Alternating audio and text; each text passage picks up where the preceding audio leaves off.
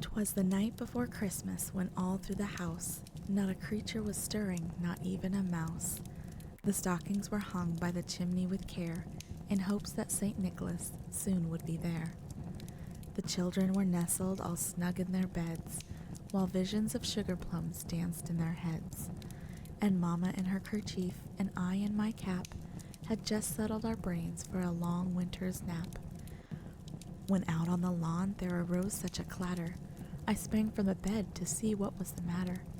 Away to the window I flew like a flash, tore open the shutters and threw up the sash. The moon on the breast of the new-fallen snow gave the luster of midday to objects below, when what to my wondering eyes should appear but a miniature sleigh and 8 tiny reindeer. With a little old driver so lively and quick, I knew in a moment it must be St. Nick.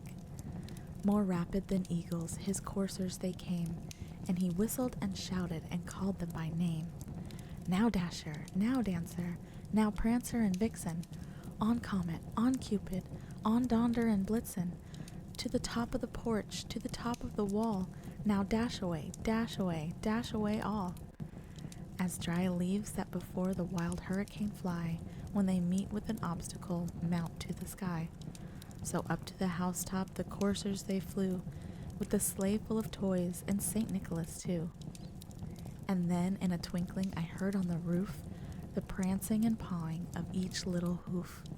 As I drew in my head and was turning around, down the chimney St. Nicholas came with a bound.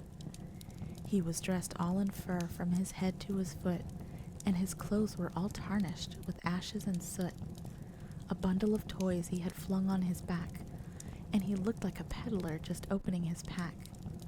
His eyes, how they twinkled, his dimples, how merry. His cheeks were like roses, his nose like a cherry. His droll little mouth was drawn up like a bow, and the beard of his chin was as white as the snow. The stump of a pipe he held tight in his teeth, and the smoke it encircled his head like a wreath.